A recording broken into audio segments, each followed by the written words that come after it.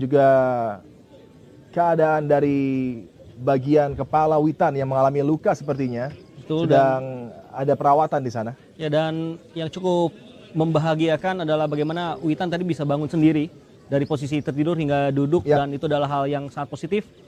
Tapi tentu harus dipastikan lebih berlanjut apakah Witan memang bisa terus bisa maksimal di laga kali ini, karena peran Witan tentunya menjadi pemain-pemain yang siap kalau dibutuhkan untuk tampil. Rehan Hanan pun juga siap kalau misalnya Witan tidak mampu melanjutkan laga, tapi sepertinya dengan bandage yang ada ini akan membuat dia bisa sesaat lagi untuk kembali beraksi bagi pasukan Garuda Muda. Dari pengamatan Anda menuju menit ke-25 dengan adanya kendala cedera ini, dan juga tentunya sudah ada peluang tadi yang didapat oleh Garuda Muda, dan sepertinya grafik penampilan dari pasukan Sintayong terus meningkat menuju fase penghujung di babak pertama. Underlap ke tengah juga terlalu terlambat untuk menutup ruang di kanan, dan itu beberapa kali bisa ditembus oleh Arhan, Nathan Cho, dan juga James Kelly. Dan juga ternyata Ilaik Muriba sejauh ini belum menampilkan performa spesial. Sudah bangkit kembali dan sudah berjabat dengan Isiaga Kamara, pemain Gini yang tadi terlibat dengan kontak di bagian kepala, dan kedua pemain yang mendapatkan perawatan sudah kembali bisa tampil lagi. Masih dalam kedudukan tanpa gol di Clairefontaine. Jalannya lagi. Jelas beradu fisik dengan para pemain Gini bukan. Kembali target yang dicari adalah pergerakan dari Alga Simba, tapi bisa keluar dengan timing tepat tadi mengamankan situasi. Bola memantul kali ini cukup menyulitkan bagi James Kelly Stroyer untuk bisa menggapai bola dari penguasa Saidisel, tapi strike. Tapi langsung tampil begitu tune in, dan ia menemukan momen dengan melakukan pergerakan ke depan. Ia memberikan cutback, tapi memang upaya shot dari Rafael Stark sudah ditunggu oleh satu pemain bertahan dari Gini. Kembali gagal, tapi lagi-lagi cukup bisa membuat shock pertahanan lawan, Adi. Ya, dan terus dijaga konsistensi tekanan yang coba dilakukan baik dari flank kiri maupun kanan. Kali ini lemparan panjang yang menjadi ciri khas dari Pratama Arhan akan mencoba lagi dimanfaatkan oleh pasukan Garuda Muda, dan di kotak penalti ada Komang Teguh yang biasa menjadi target. Kali ini masih dihadang James Kelly Stroyer. Bisa diblok tadi upaya tembakan yang disajikan oleh Kelly Stroyer. Serangan balik kilat 2 melawan 3, situasi yang begitu mengancam, terjatuh. Adakah pelanggaran dari Witan?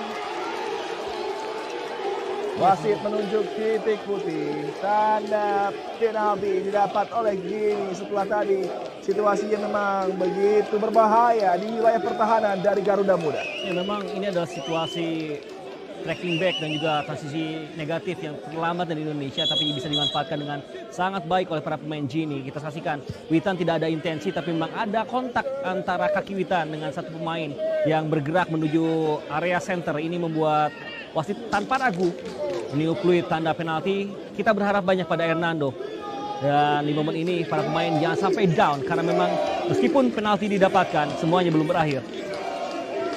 Kesempatan dari titik putih dan bersiap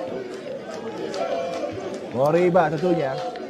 Lex Moriba akan menjadi algojo bagi Gini.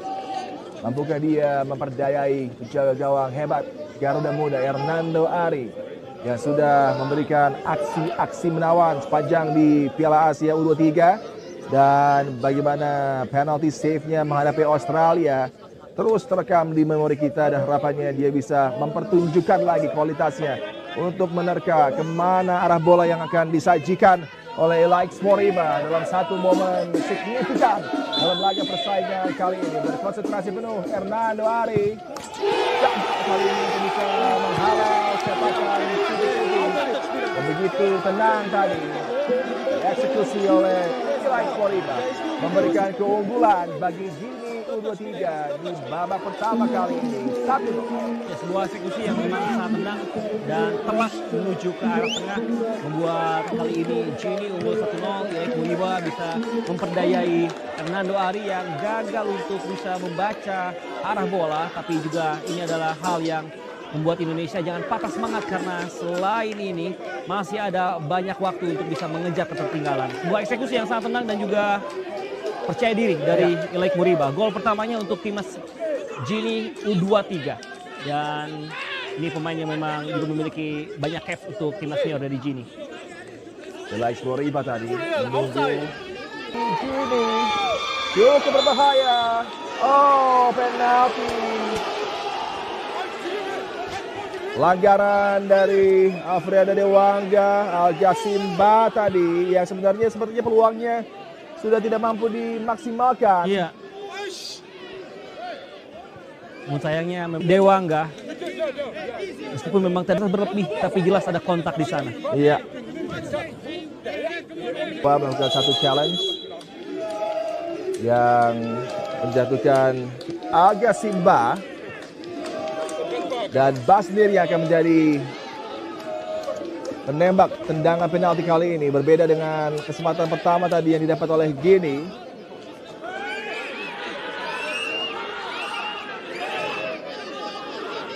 Berkonsentrasi penuh. Menantikan upaya penyelamatan yang akan coba dilakukan dengan mungkin juga oleh Dewanga tipis memang. Dan Sinteyong terlihat begitu emosional. Ada red card yang dilayangkan. Ini sebuah kondisi yang memang sangat menekan Indonesia. Sulit untuk bisa berpikir dengan kepala dingin di momen ini Adi, karena memang beberapa momen juga wasit terlalu mudah meng-call foul, tapi di banyak momen juga membiarkan kontak-kontak yang terjadi. Jadi memang ada di ranah abu-abu performa wasit di laga kali ini. Challenge dari Dewa tadi, ada upaya dari gerakan kaki Dewa untuk menyentuh bola. Iya. Dan tipis terkena memang. Tapi juga ada kontak yang menjatuhkan Ba. Dalam situasi ini sang wasit langsung dengan cepat tadi Dan yang menunjuk titik putih. adalah kontak dari Dewa tidak dalam kondisi kaki terbuka, Adi. Ya. Bahkan dari pinggir ya, bukan dari belakangnya. Artinya memang terlalu berat untuk diputuskan sebagai pelanggaran dan menjadi penalti. Ya. Ini sangat mirip dengan insiden Kusanov di Piala Asia. Ya.